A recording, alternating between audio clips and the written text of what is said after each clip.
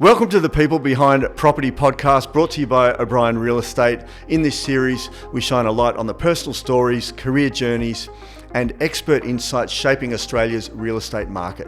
Meet the agents, the industry leaders, and the voices behind the O'Brien network, because here, it's personal. So let's dive into today's conversation. Well, welcome back to the People Behind Property, the podcast where we explore the journeys, values and stories that shape the people of O'Brien Real Estate. Today's guest is someone who embodies resilience, humility and a quiet leadership. Binh Nguyen, director of our Sunshine and St Albans offices. From arriving in Australia as a young refugee to running his family photo processing business and eventually finding his calling in real estate, Binh story is one of hard work, deep gratitude and service. He's built his business with a calm, consistent presence in the culturally rich west of Melbourne, and he's a passionate Sydney Swans fan to top it off. So let's get into it. Welcome, Binh. Thanks for being here. Thank you, Andrew. Binh, you've had one of the most powerful stories in our network, and we have celebrated that. Arriving in Australia as an 11-year-old refugee, can you take us back to that journey and what those early years in Australia were like for you and your family? Oh, well, I arrived during the younger years, 11. When we arrived, I started in grade 6. And our family had a business with the photo processing business. So obviously, naturally, I went to high school and then started working there. Yep. And helped my family run the business until we, in the end, finally took over the business. Yep. And then eventually sold it, and that's when I commenced my real estate career in 2001. Okay, great. And then after 2001, what did that kind of teach you, I suppose, being in that family business? Oh, it was more about being honest, customer service. Yep. Delivering what you say to people. Yep. Running the photography business wasn't that easy because everyone's different in terms of their eyes looking at the photos. Yes. Like I've seen people like married couple, and when I print photos, the husband might like the color, but the wife doesn't, and they ask me to change the colors and all, and it makes it hard. That does make it hard because it wasn't digital, was it? No, it was the old films, and it was hard to please. It's hard to please both people. That's right. And if you think about, do you think that perspective has given you edge in business and in life today, what you were doing back then? Yeah, it taught me to be patient. Yep. And then it taught me to listen to people, finding out their wants and their needs. Yep. I think it's a great experience you had from a young age, for sure. Before real estate, you helped run the family business, as you mentioned, working 6 days a week. Yes. It's a long time. What was that chapter of your life like, I suppose? Did it shape your work ethic that you live by today? Look, for me, it helped in terms of time management. Because when I was young, back then, I was still single. Yep. So I needed to find my time with work and play. Yep. And that was pretty much, because back in those days, it wasn't just work. Yep. It's just a case of work and then play. Because obviously, during the young years, we all like to party. Of course. And you still had time for that working 6 days a week? Yes. That's awesome. What about from a customer service point of view? Did you know back then that customer service would be such a big part of your journey now? Because I know you talked to me quite a bit about different situations with clients and that. You were really big on customer service. Yeah, look, for me, the reason, what I found in terms of customer service with running our family business compared to real estate was people used to come to me or to us. Yep. Whereas now I'm going to visit our clients. Yeah. But it's still delivering the customer service. Definitely. No, I think that's really good. In terms of that environment back then, does it change? How does it compare to what you're doing now? Is it the same or is it different?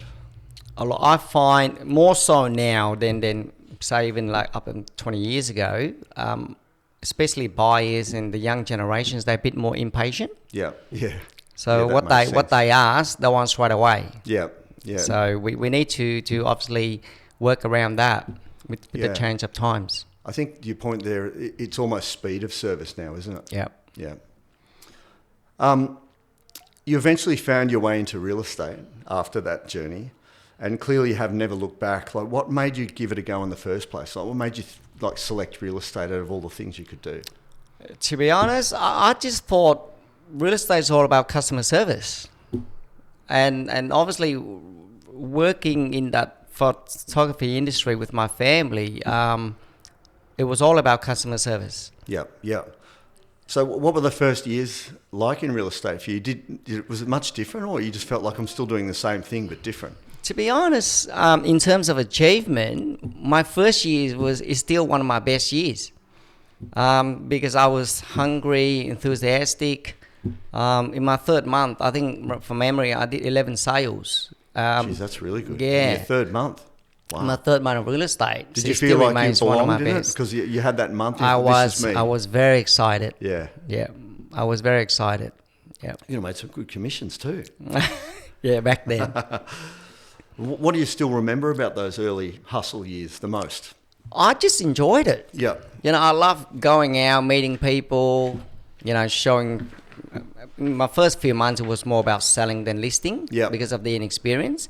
Every appraisal I generated, I went with my former boss, and my first ever boss in real estate. Yep. So for me, the first 6 months was more sales, but I did generate listings with his help. Yeah. So was he a good boss? Did he mentor you? He was great. Yeah, Yep. he mentored me. And then when I took him to appraisals, he never took any commission from it. It just helping me out. Yeah, which is what I'm doing now with all my team member. Yeah. Because some directors or owners, when they go to appraisal, they take a certain percentage. Yeah.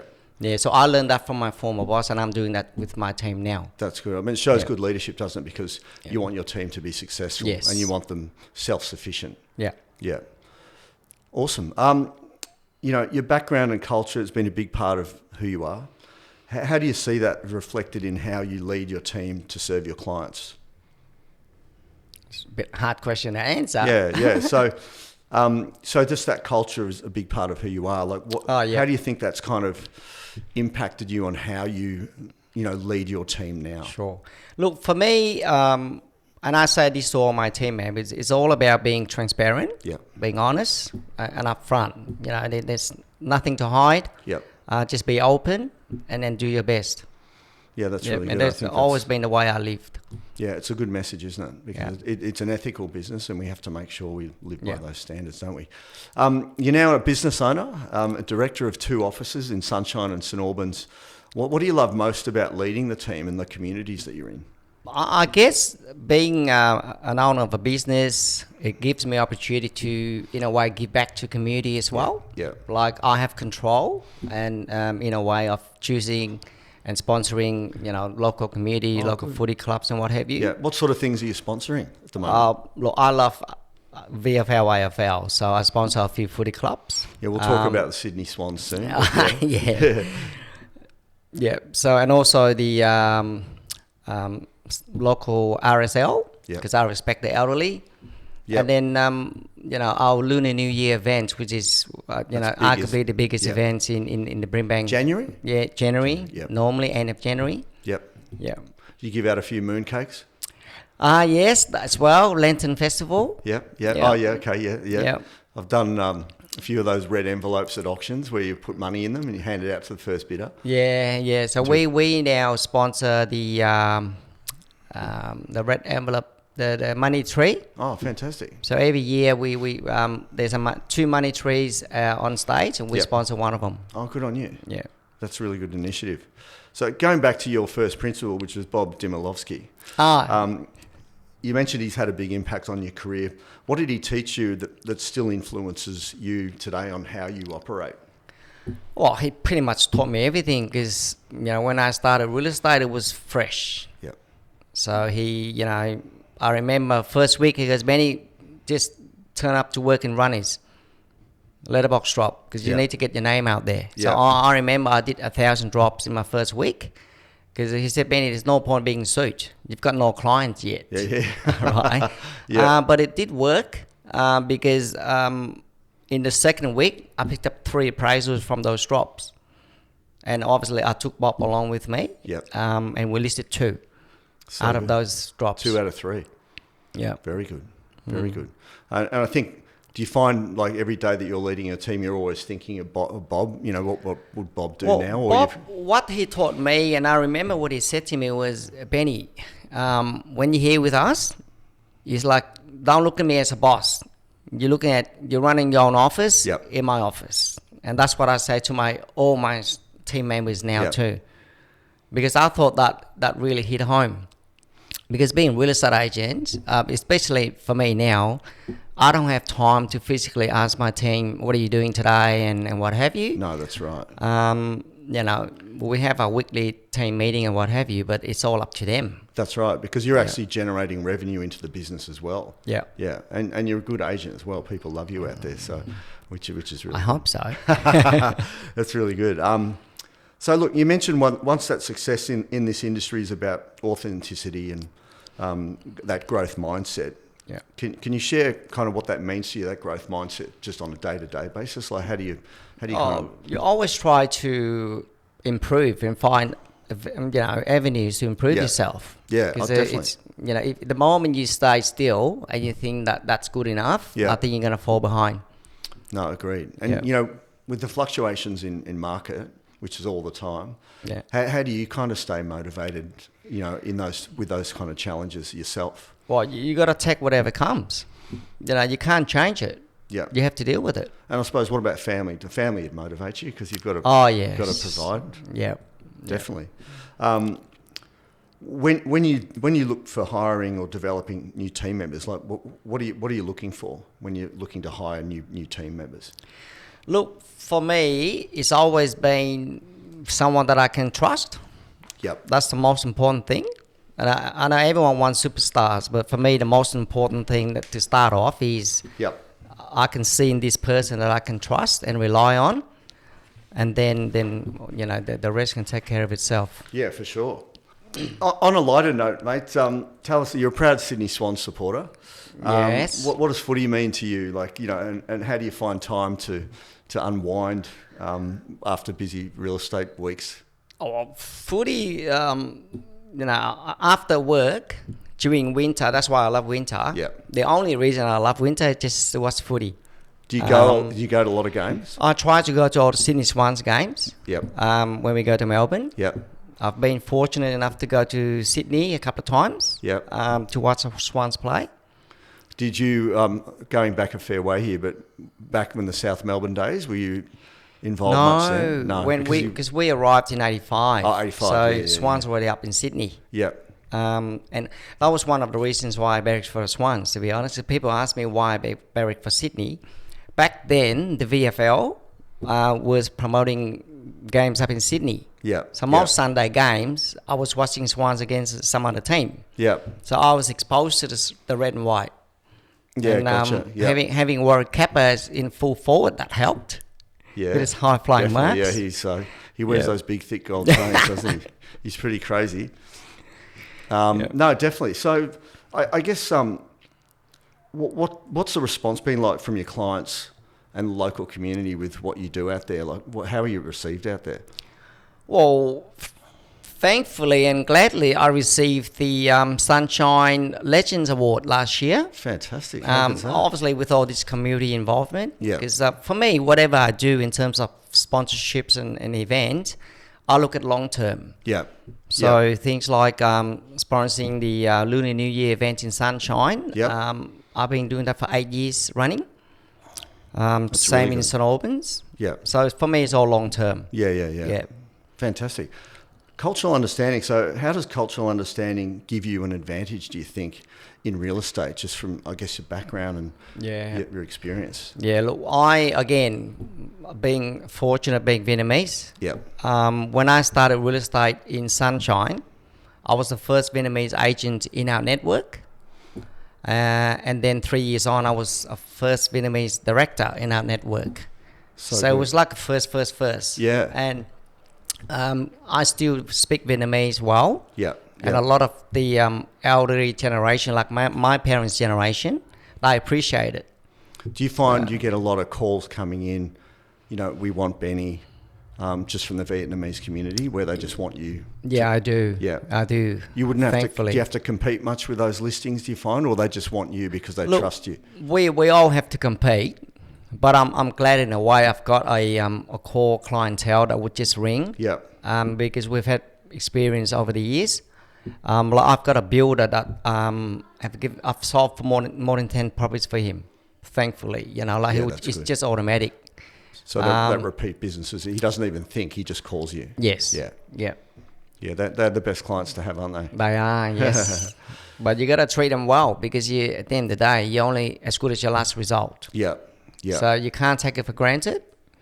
And then for me, the way I work, if it's a referral or someone I know, I go that extra mile if I can to help, because obviously we want to keep this relationship and hopefully build on it as well, because they all have families and relatives and friends, and they will say, here, ring Benny. Yeah. And that's what you want to achieve. Definitely. The other thing I've noticed with your business is you've got some good cultural diversity in the team. You've got some females in there. You've got some female auctioneer as well. Like, how do you kind of develop? I've always loved a mix. Yeah.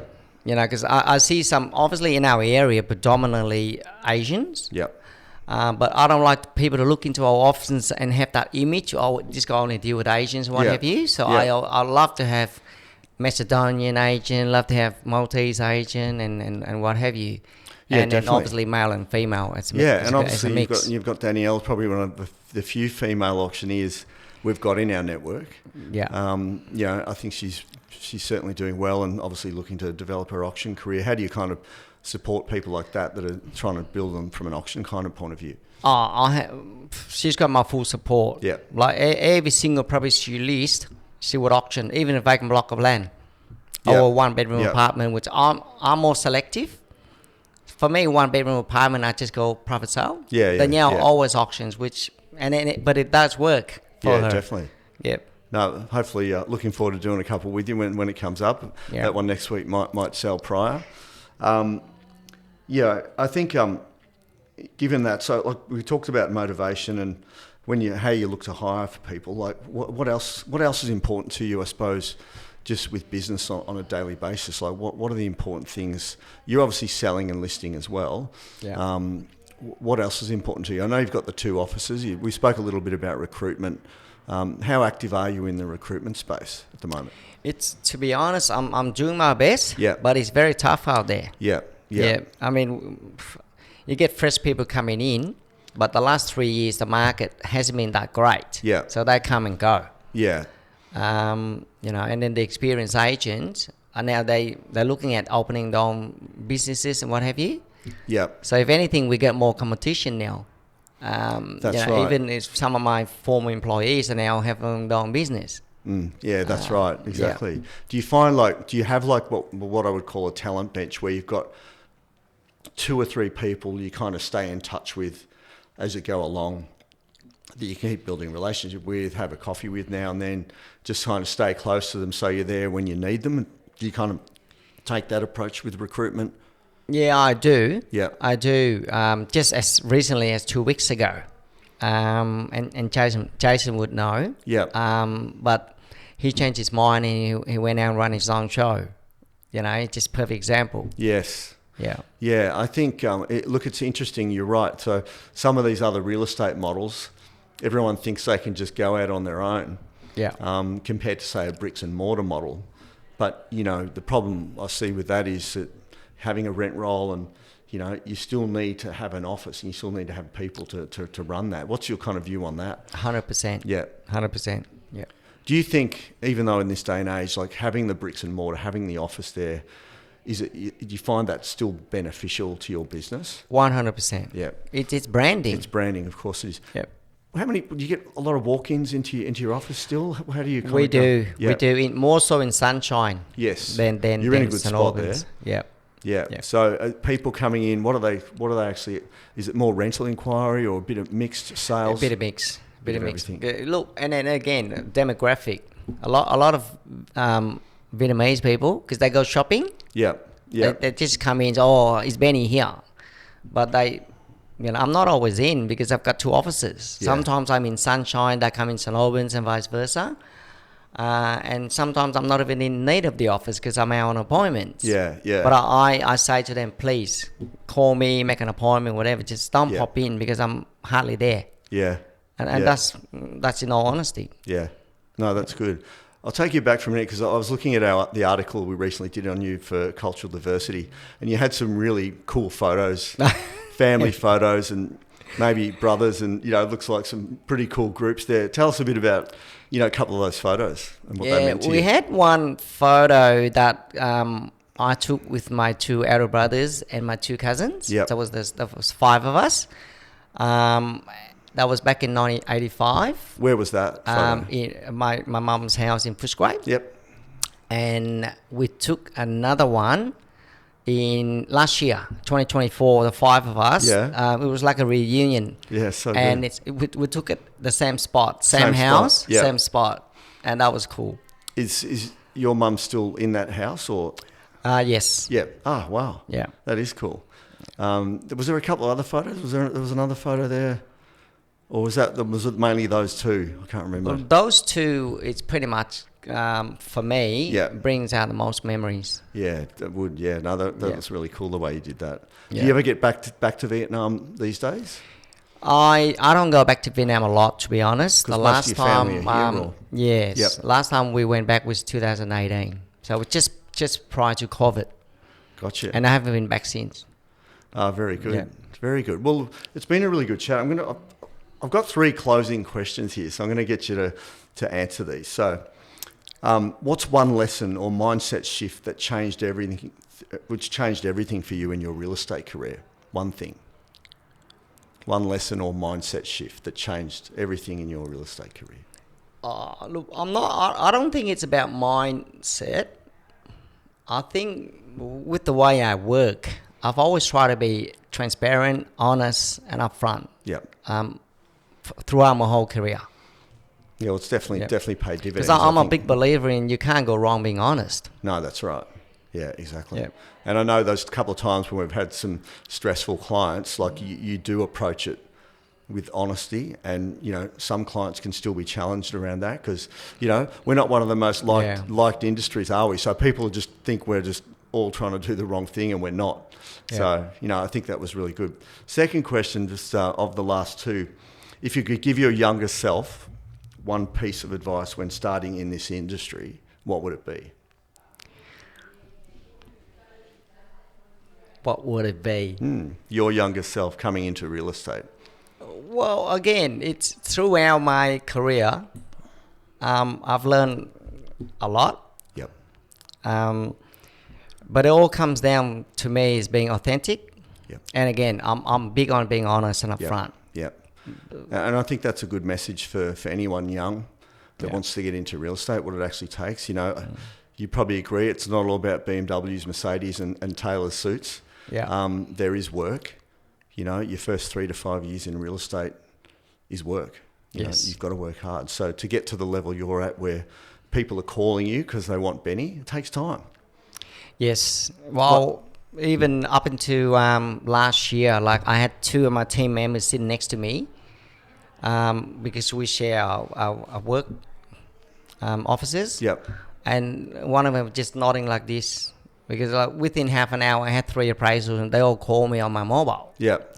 And he goes, oh my God. And I said to him, well, it takes time. Yeah. But once you build it up, you get to keep it. Definitely. So how long did it take before you were getting 3 calls on your mobile for appraisals to go out and say, how long does that take? Look, I think it'll be 3 to 5 years. Yep.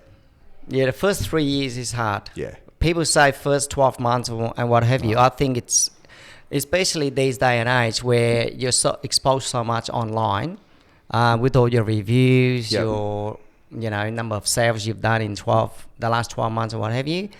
If you're not in the top 3 or 5, no one's going to call you. Yeah. Actually, you need to be in the top 3. Yes. But for me, again, it's having your own clientele. Yep. Because once you have the trust of those clients, they don't look at the reviews. They don't look at what's online. They just go into Benny. Because they have that trust factor. Yeah. And that's where you've sold 10 for one client. Yeah. Yeah.